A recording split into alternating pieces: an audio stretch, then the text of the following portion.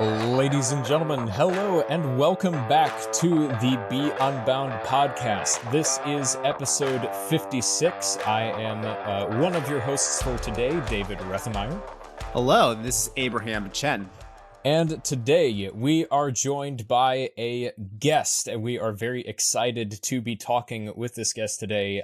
He is Nathan Rittenhouse. If you are not familiar, he has been a preacher and a speaker in the field of Christian apologetics for well over 7 years. He is the host of the Thinking Out Loud podcast with Cameron McAllister, and those of us here at Unbound are most familiar with him most recently because he was one of our speakers at Apex and gave a phenomenal session there. So Nathan, hello and welcome to the podcast. Great to have you. Hey guys, good to be with you. Fun to see your faces and hear your voices again. And always do this with a bit of trepidation because not always entirely sure what you're going to ask me, but I'm looking forward to wrestling with some big ideas with you today. Very good to see you, Nathan, as well. And hopefully we'll get to do that. Let's start with a big, deep question. And that is, tell us more about yourself. A little kidding there. But yeah, again, a lot of us in Unbound especially, we know you from your amazing sessions at Apex, which we've all learned a lot from. But some of us might not know how you got started into apologetics and ministry. Can you tell us a little bit more about that? Sure. Yeah. A lot of the answers that I give come from the fact that I am deeply embedded in a very rich and fun community and family. And so, my grandparents were missionaries down in Ecuador. My dad was born down there. And then they moved to the mountains of West Virginia way back in the day, like in the 60s. They came up from Ecuador. And I grew up in the mountains of West Virginia, small town. And it was great. Kind of had the, running barefoot in the creek with a dog kind of childhood, brothers playing with rocks and sticks. But grew up in a church that was really doing a lot of great work. Yeah, I could see the gospel lived out very well, and I could see the impact that it had on people's lives. And so I'm sure that was a deeply formative part of just watching practical, faithful Christianity flourish in difficult situations. So there was that going on. So, yeah, good childhood. Then I was kind of one of those Legos figured out, take apart the VCR and take the transformer out and figure out how to shock my brother with it kind of kids. And VCR's piece of equipment nobody remembers anymore, but they did have great transformers in them. So that's unfortunate. But anyway, so yeah, very curious mind, had a lot of experiments. I had goofy, systems of like parts of bicycles screwed to my bedroom ceiling so I could close my door from in bed and, that kind of thing. So, what do you do with that?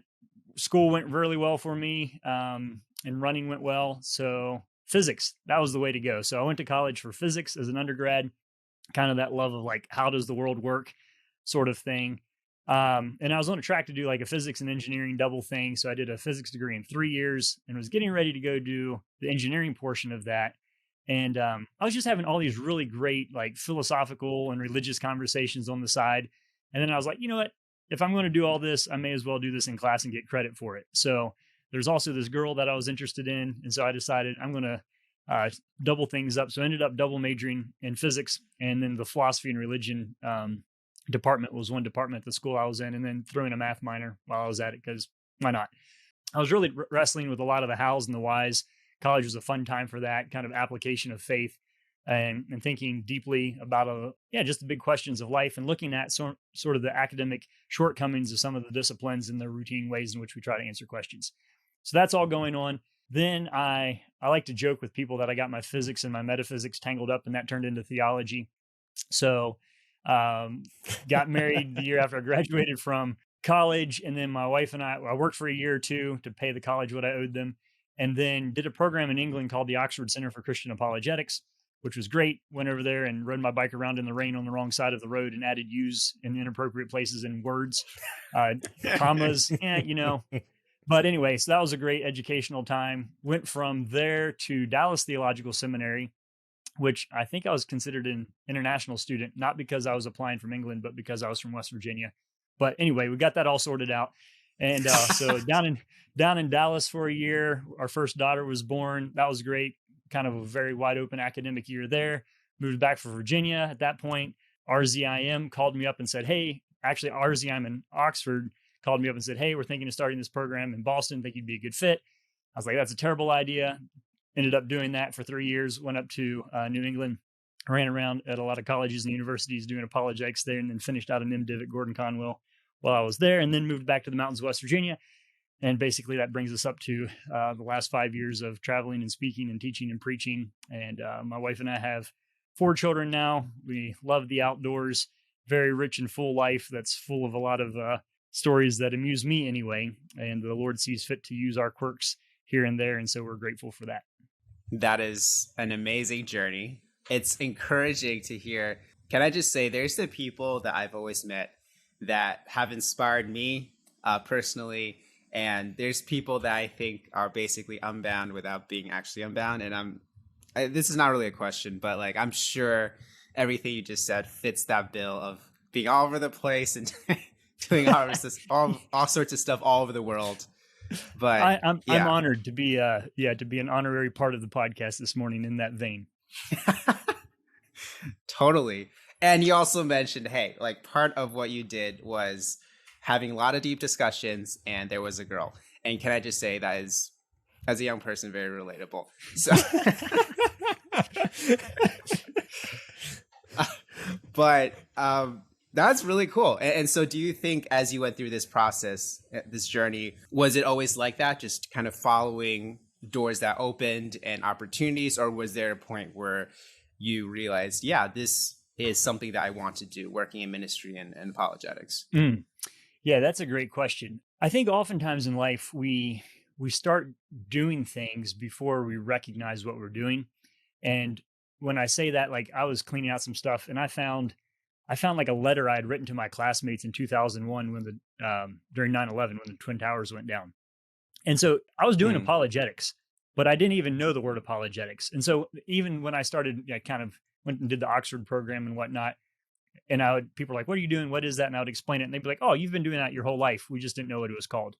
And so I think there's things like that in life that just kind of fit and flow. We do it as part of how we're wired, how our minds work, and the opportunities the Lord has given us, and then maybe later in life they're actually named. Yeah, I think there's a good deal of that. Just kind of, the Lord doesn't waste our time. He has a reason, even when we're all over the place, stringing experiences together in a way that will be helpful to other people in the future. So I take a lot of comfort in that. So there's a plus and a minus to this. The downside is that I can't. Here's a strategy that you can replicate to have a random life like me, because there wasn't a plan. Like it was thoughtful. I was engaging with a lot of people from my church and from my family of helping me make decisions, and there's a lot of discerning going on in there. So no real plan.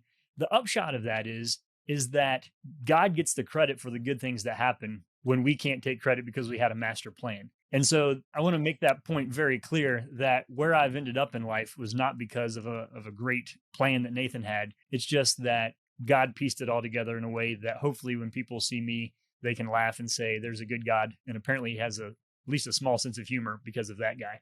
So that's the upside of that. Yeah, absolutely. And I really, something that I think that a lot of our students have appreciated hearing from you is in that story is that it feels a lot of the time like we are pressured to have like either going into or right around college age, have sort of like a 10-year plan figured out of this is exactly what the career field we're going into and exactly what we are going to be doing over the next few years. And it's really, really encouraging to be hearing from people who have been able to do a lot of really awesome things and be able to hear them say, you know what, you don't have to have it 100% figured out or figure out what God has gifted you with. Look for the opportunities that he's giving you and pursue that with everything that you have.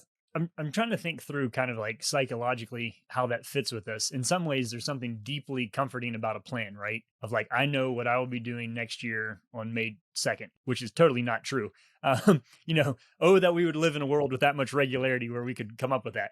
There's some reassurance to that, but there's also a ton of reassurance to thinking that God is guiding us even when we don't know what the future is.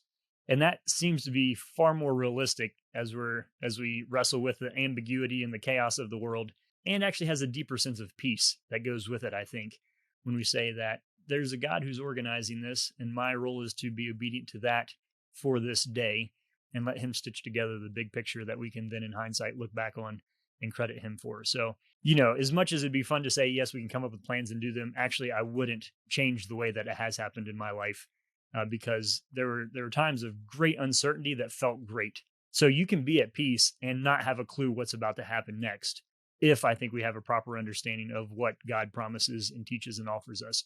I think that's one of the ways in which we can be a bit of an odd witness in our world as Christians, to have hope and peace even in the midst of uncertainty. Maybe we'll get into more of that later, but that's extra thought for what it's worth. Yeah. And so actually, I think that a lot of this ties into some of the things that Unbound students right now have been learning a lot, or are currently learning. I'm hearing a lot of themes that are similar to what we talk about just with a questions-based education, asking good questions and navigate and stuff like that. And I just wanted to bring up the opportunity to talk a little bit about the fact that you are actually instructing one of the courses for Ascend Year 2, which is really, really exciting. Can you tell us a little bit more and give us a little bit of an insider look at that course? I'm actually having a ton of fun with the students who are in there, bright folks, and really doing a serious job of reading and engaging the material and having good discussions. The title of the course is Concepts of Christianity and Cultural Engagement. And essentially what we're doing is we're working through what sort of some of the standard narratives of worldview education and political engagement have been from a Christian perspective, and then pushing back against them and using different authors who would probably disagree with us to look at things from a bit of a different angle and to say, oh, okay, this is good, got to be careful here. Kind of combining this idea of what is the nature of belief, and there's a bit of religious epistemology in it. What's the structure of belief? How is it that people are actually holding religious beliefs these days? What is the sense of what it's like to not be a Christian right now? What does it feel like to be a Christian? And then how does politics uniquely become a foundation and a source of hope for Christians? And so we're pushing back against that idea, I think, of, all of our eggs are in the basket of politics. So we're reframing, I think, the relative importance of partisan politics, not about being public with our faith, not about public engagement, but we're trying to find a theologically based framework for what it means to live well in our time, and not have that be a socially or politically constructed framework primarily, but start theologically and then let the rest flow from that.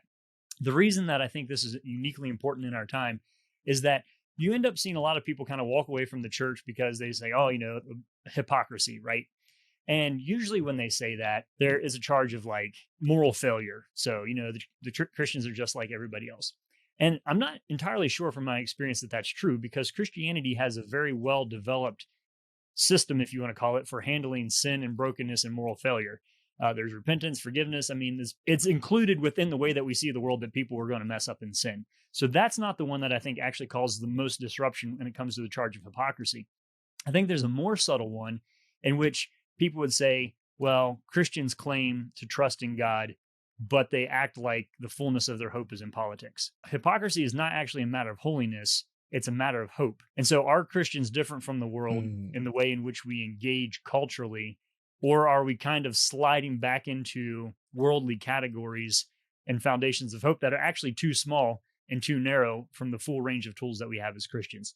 So anyway, that's a long answer to your question, but the course is wrestling with that of how do we appropriately understand the structure of belief in our time? What does that mean to be a Christ follower in that? And then if we have a theologically informed concept of cultural engagement, then that can influence our political engagement on the other side of that. So it's really just let's be realistic about cultural trends and keep the horse ahead of the cart in our engagement on that, and not get sucked into silly conversations and miss out on the bigger picture of what it is that God has for humanity and for our lives and our churches and for America. So it's a tall task, and we're slogging away through it, doing lots of reading and discussing. But thus far, I'm very encouraged and I'm enjoying it. So hopefully the students are as well. Sounds really, really interesting. And for the record, I am not currently a year 2 student, but I really, really wish I was so I could take the course. It's just really good stuff. That being said, you do interact with a lot of our students, or even students in general, talking about different questions, and you get a lot of different questions. So I want to ask, what do you think has been the most interesting question that someone, especially a student, has asked you? Yeah. Oh, there are multiple categories of this, right? So there have definitely been times, as far as like interesting ones, where people get up and they'll ask a question that does not make sense. Like they're more like verbal processing at the microphone rather than asking a question. And you got to do this very fascinating, like save their face, but say something intelligent in response to it. And so it usually starts off with something like, what I think I hear you saying is, and then I just make up a question that kind of use some of the same words they did. And then I answer that question and we just keep right on trucking. So uh, those are interesting. Any questions that have to do with the personal experience of somebody other than the person asking the question.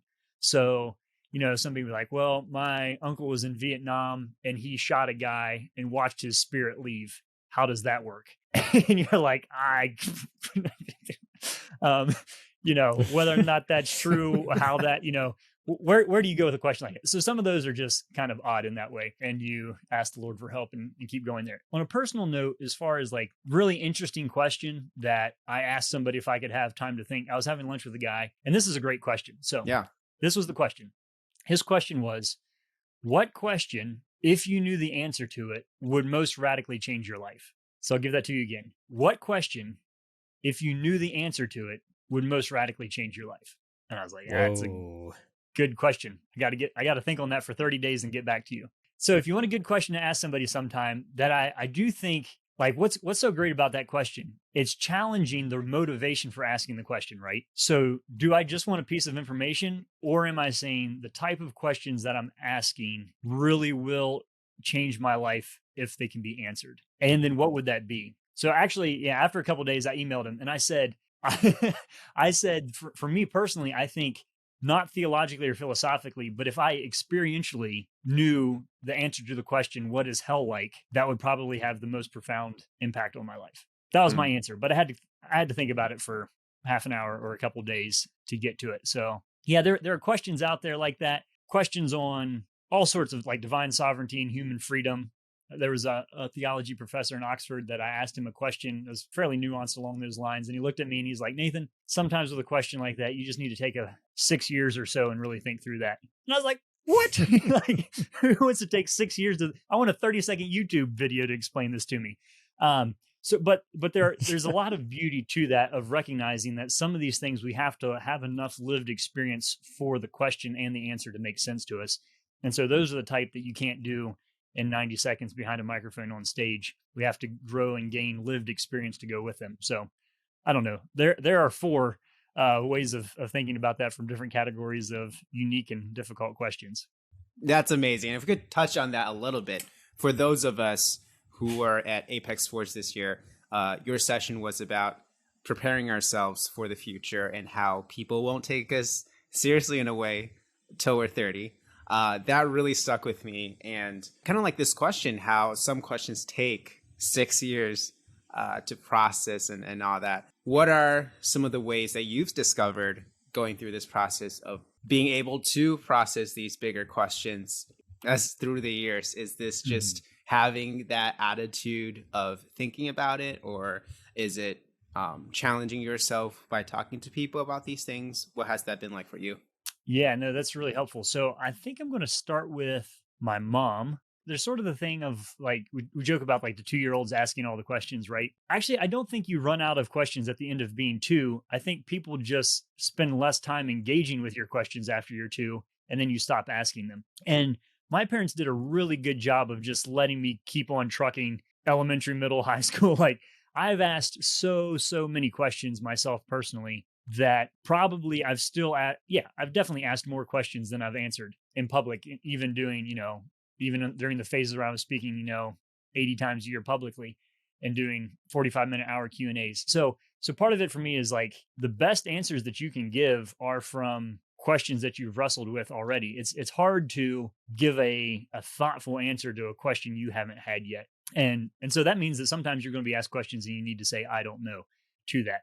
So there's that element of it. That's a big part of it, of living in a culture. Unbound is like that, of being part of a culture where you can really ask questions. It's not seen as a threat to authority, but it's a real pursuit of a challenge of just figuring out how the world works. And then the other side of that is once you do have some insight on that, is how do you then use that as an intellectual service to other people? okay, I jumped in this mud hole and I figured out how to get out of it. Then when other people are stuck in that same situation, did I think through how I got to my answer in such a way that I can help other people with it is part of it.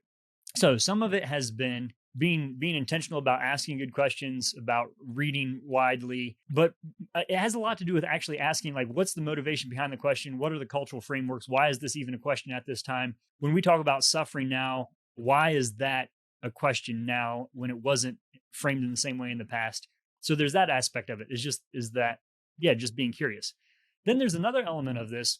Yeah, I'll give you an example. So there's this mountain range behind my house, and I know that there are multiple forest access roads and everything. So I've been on a quest for like the last month to figure out how to find a route where I can ride my mountain bike to that peak.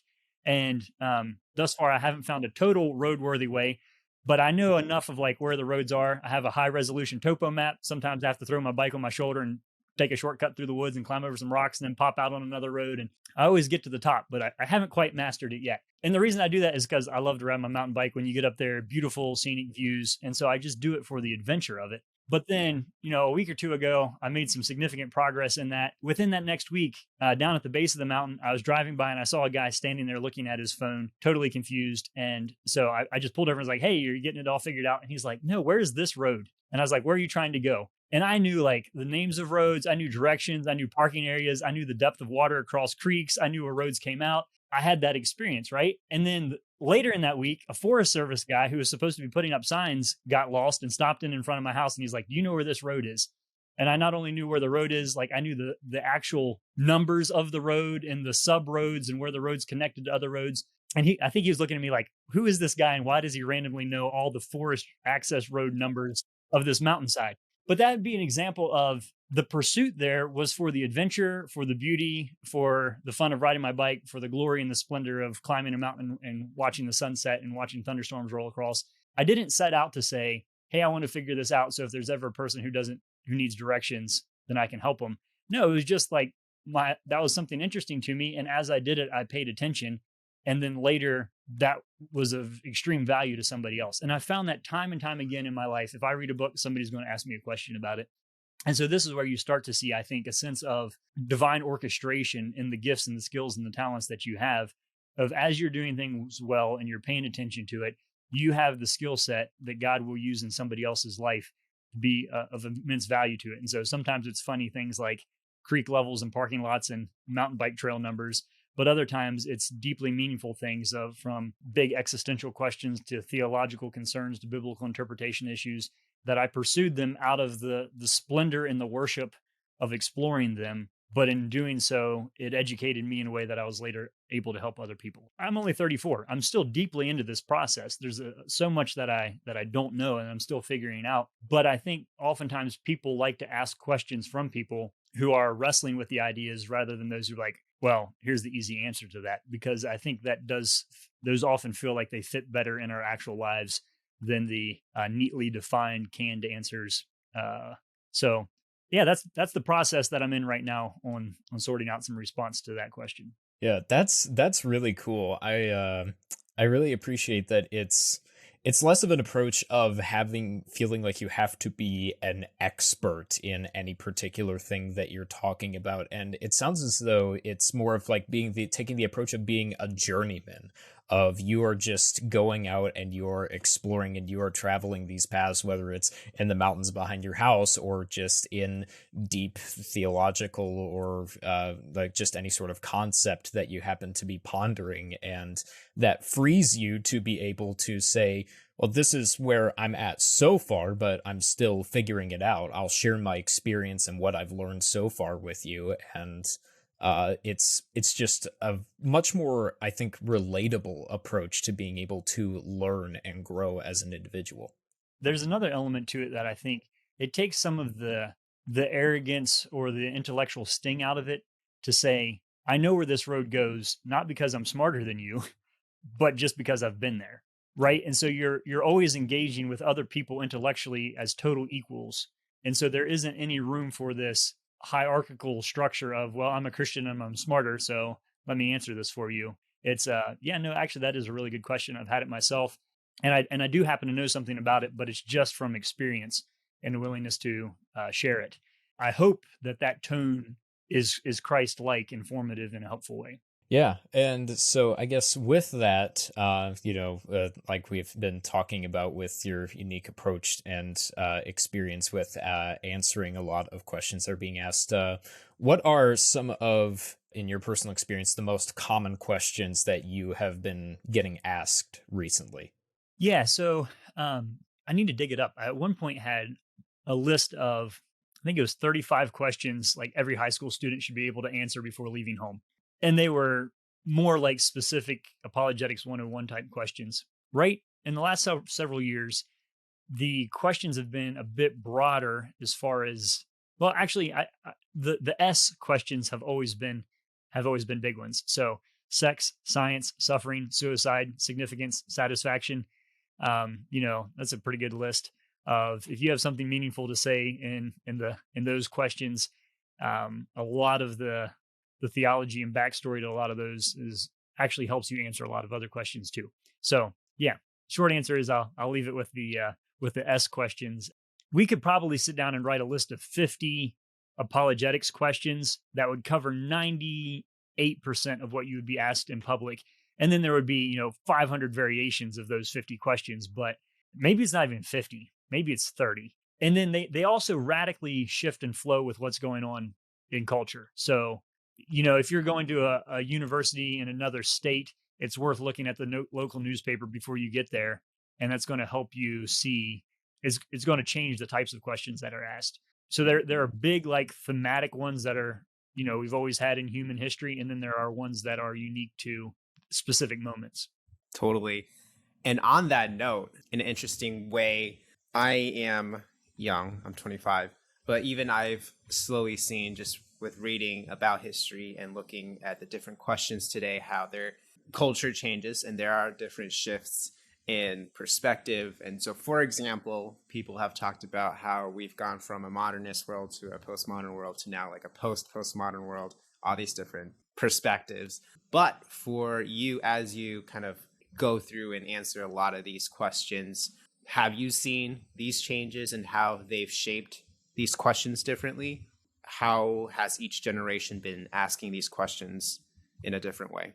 Yeah, no, that's an insightful question, and there is a shift. I don't know necessarily that it's always in the content of the question itself, but there's definitely a change in the expectation of what we can know and what counts as evidence. And so that's a helpful thing to keep tabs on. You might have somebody who, and specifically if you have somebody who's kind of in the more skeptical, they're just throwing out a lot of questions.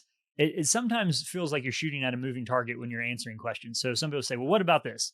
And you'll answer that. And then they'll say, well, what about this? And then you answer that. And you're like, well, what about this? And so oftentimes on some of these conversations, it is helpful, I think, to push back into them and to say, okay, you've asked this question and it's a really good question. What counts as evidence for you? Or like, what would be the parameters of a good answer to that you would find to be helpful and meaningful? Essentially what postmodernism does as it relates to your question is that it celebrates the diversity of perspectives, which is great, but it falsely assumes then that knowing all the different perspectives is the destination point. So let's say there are 5 different ways to look at this. Postmodernism prides itself when you get to the point that you know the 5 different ways to look at it, not when you choose one that's actually the correct way to look at it. I kind of break this down in the sense of saying, like, a good education lets you, or an education lets you know what the relevant questions are in a field, right? So, okay, here's an issue at hand in sociology, and here are the way that 5 famous sociologists have looked at this. Great. Okay, so that's an education, lets you know what the questions are. A good education, I think, lets you know what the questions are, but then gives you a framework for beginning to piece those things back together. Okay, so we've kind of dismantled the current way of looking at it. We've looked at a number of ways different people have thought about it, and now we're going to begin constructing a way to actually do that. But then an excellent education would do both of the first 2 things.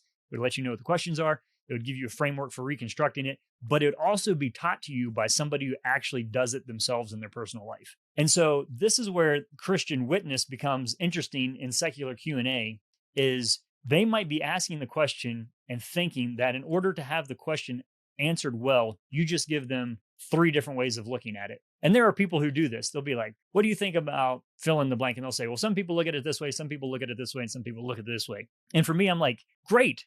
but I could have gotten that from Wikipedia. What do you think about it? Like, you're the one who's here to speak on it. And so I think you got to push past that point as a Christian to say, okay, well, here are the different ways that people look at this. But I think that as you push into this, you'll find that this way of perceiving it for these reasons is actually the most meaningful way to do this. It's the most biblically faithful. And my experience has been that when you really want to get down to the root of this, this is the way that you'll find this most satisfactory and meaningful. So I think postmodernism would actually allow you to stop answering the question too soon, because you're educated if you know the different options. But as Christians, we say, no, we need to go farther than that. So that would be an example of what I mean by what's required in an answer. Like, one of the reasons I love preaching is you get up and you start with the assumption of the authority of Scripture and its validity. But oftentimes, if you're doing a public talk, like, people don't even believe in the concept of truth. So first, you have to start with the concept of defending and defining the concept of truth, then defending and defining the concept of the authority of Scripture, and then maybe using the Scripture. It's exhausting by the time you're 45 minutes into it, just setting up the initial conditions of what you're about to say. You know, it's not insurmountable, but it's just something to be aware of as we plug along here. So those would be some of the types of changes I've seen. But I like to joke, yeah, you know, we were modern, then we were postmodern, now postmodern. Soon we're going to have enough posts to build a fence. And there's, yeah, you know, there's a sense in which some of this stuff sounds great academically, but when the rubber really hits the road of life, we're all way more modern than we think we are. We want our answers to make sense. We do search for meaning and significance, and we are asking out of a real desire for knowing and more intentionally living. So it's easy to be cynical, but I think there's a lot to be hopeful for in the willingness of young people to want to wrestle with literally life-altering questions. That's why I keep doing it, right? Is because I think not only is it fun, it's good for me, but hopefully the Lord uses it to be good for other people too. Totally. And touching on that hope and helping young people think of questions, what should be some of the questions that we are asking? Because I'm sure, again, like we just said, you get a lot of questions from all over the place. What do you think are the questions that we as young people should be asking? I think there's always room to ask the question, is this it? And what I mean by that is, if you serve an infinitely creative God, you will be able to spend an entire life of pursuing questions and fullness and satisfaction and what that means to be a disciple of Christ. And so I don't say, is this it, in a sense of saying, well, I'm not satisfied with this, but I know that I will never plateau in the possible configurations of my curiosity and what God has for me. God is pleased with you in your desire to follow him, but you are not where he wants you to be yet. He has more in store for you. And so I think we always want to have that desire to grow. We don't want to say, okay, I'm going to work hard here for the next 10 years in my 20s, and then when I get to 30, I'll have it figured out and I'm going to coast. No, it's a lifelong pursuit. And so you have to learn to enjoy the education, not just the knowledge. And those go hand in hand, right? But so staying curious will be a lifelong adventure for you, and you'll find renewed avenues of just insight and beauty and delight continuously. Actually, I think it accelerates exponentially in your life. So don't get stuck on like, okay, I got this. Really push into that. So there's a level of fullness there that Christ has for all of us that none of us have yet attained. So for me, that's a good question. Is like, is this it? What's next? Not out of like what I have isn't enough, but because I serve a good God, I know there's more there and it's bigger. The second question I think you should be asking yourself is twofold. One is, what are the forms of human knowledge that can't be digitally stored, and how do I learn them? So what are the forms of knowledge that can't be digitally stored, and how do I learn them? I mean, I guess the short way to put that is that's a pursuit of wisdom, right? So the reason this is important is that what your source of answers is dictates the type of questions you'll ask. And we often don't think of it like that. But, I don't go to my doctor. Actually, I don't go to the doctor much anyway. So let's pick something else. I don't go to the dentist and ask them questions about like the fuel pump in my car, because they're a dentist. And my dentist's name is Josh, and he's a good guy. And actually, he might know something about the fuel pump, but my buddy Philip, who's a mechanic, knows more about it, right? So anyway, the context in which you're asking the question frames the type of questions you'll be asking. And that makes sense.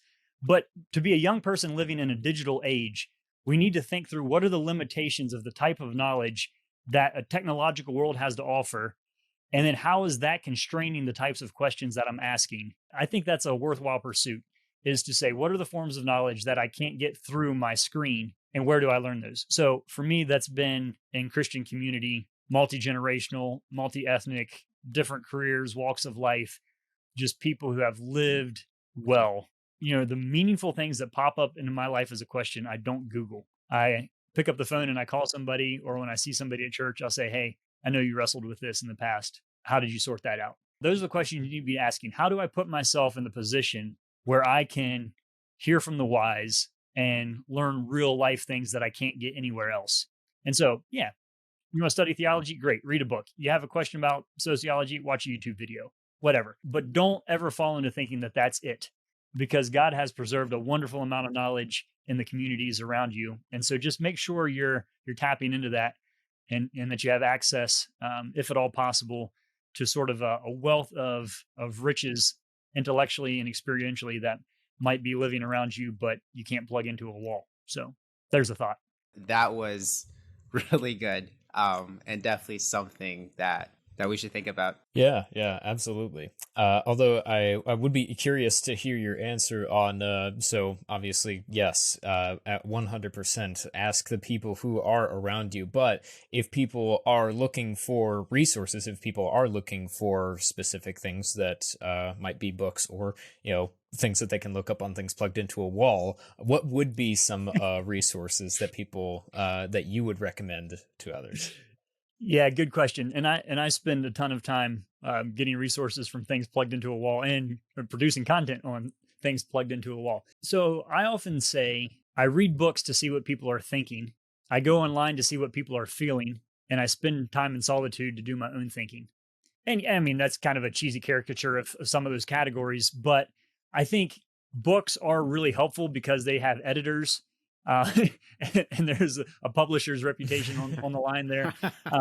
And so they have reputations, but I think on spiritual growth stuff, Dallas Willard is a really helpful kind of starting point name on spiritual growth and formation, and would provide some good questions. So one of the books that we're using in the concepts of Christianity and cultural engagement, actually it's right here. Alan Noble, Disruptive Witness, Speaking Truth in a Distracted Age. Good little book that summarizes a lot of helpful things of some of the stuff we talked about earlier. So that's a good one. And so those would be my answers right now. I don't know how you guys read, but I have probably 15 books on my desk right now. So I have, like bookshelves where I store books once I've read them, and then I keep the books that I'm in the process of reading on my desk. You'll probably find the use of technology has limited your attention span on how long you can read sustained, like heavy content. So sometimes I'll read like 5 books at the same time and just read a chapter out of each on cycle. And that helps break up my inability to, I used to be able to read like 600 pages straight. Now I'm like a little too ADD for that. So there's some strategy there, different categories. Yeah, I think reading fiction is actually really great if it's well-written fiction. And that would be your Marilyn Robinsons, Wendell Berry's, Flannery O'Connor's, those types of like really thought-provoking. Like you can read through it. It's pretty fun, but it's actually deeply meaningful. I think I get a lot of really fun thoughts triggered through that. I usually try to be reading a commentary or two on something, maybe something in a philosophical sense, maybe something in a socioeconomic or political category, and then just kind of keeping an eye on what's being published in the Christian world and what people are gravitating toward. And then breakdown of kind of my own personal interest on the side there. So fun reading would be one of those. And then I do oftentimes, if I'm hanging out in the car with John Lennox, I say, hey, John, what are 3 books that have been really helpful in your life? And so as you're doing with me, continue to cultivate that with other people of saying, hey, in the last people that are reading and thinking, what are things that have been helpful? So that would be kind of my general answer there. Yeah. That's a really, really helpful list. I think that at least I definitely will be going to check a couple of those out for sure, because I need to add some more books to my desk. Well, Nathan, this has been super helpful. Once again, thank you so much for coming on and having this conversation with us, for answering our questions, and for giving our listeners a lot of really helpful information to think about. You mentioned that you yourself do put out some content online. Where could people find that if they're interested in hearing more from you? Yeah. So thanks for that. No, so the past tense content has been on a podcast called Thinking Out Loud. It's done with my co-host Cameron McAllister. And the podcast is a podcast where we think out loud about current events and Christian hope. And so we're looking at what does it mean to use the full source of resources that Christianity gives us in order to make sense of the world. Probably 50 couple older episodes there from when we both worked for RZIM. And now we're on the cusp of launching a new ministry called Thinking Out Loud Together. And at thinkingoutloudtogether.com will be the website that hopefully will be up here in a week or two. And we'll be producing probably at least bi-weekly podcast as we reflect on our modern time, questions that people have, current events in the world. Essentially what we're doing with Thinking Out Loud is we're trying to bridge the gap between discipleship and apologetics. So in classical apologetics, it might be like, what are 5 reasons for believing the resurrection is true? The direction we want to go is to say, okay, that's a good conversation to have. But then the additional question is, what would it mean to live a life where it looked like I believed the resurrection is true? If I know the answer to this question, how does it change my life, right? So there's that.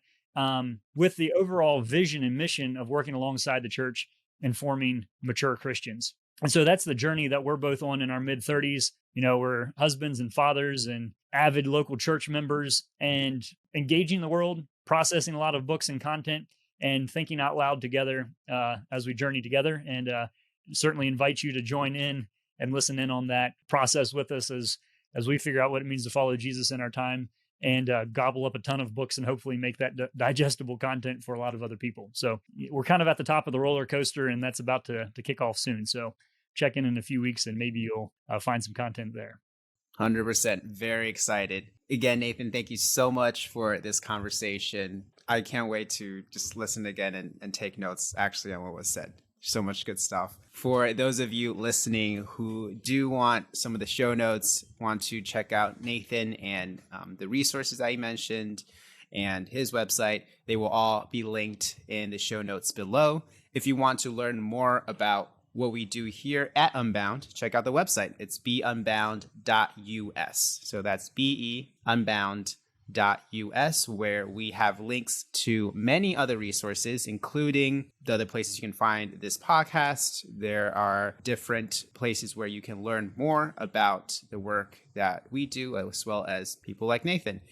Also, there is the blog written by our very own Jay Spower, where we go in depth with many of these questions and concepts that we just covered today. So do check it out. It's on the website, especially the blog, beunbound.us. And make sure to join us next week on our podcast, where our staff will be returning. We will have Jonathan, Jace, and Victoria back for continuing conversation on how we at Unbound approach education in a very unique way. So please make sure to join us next week for that. Once again, thank you so much for listening through this episode, and we will see you again next time.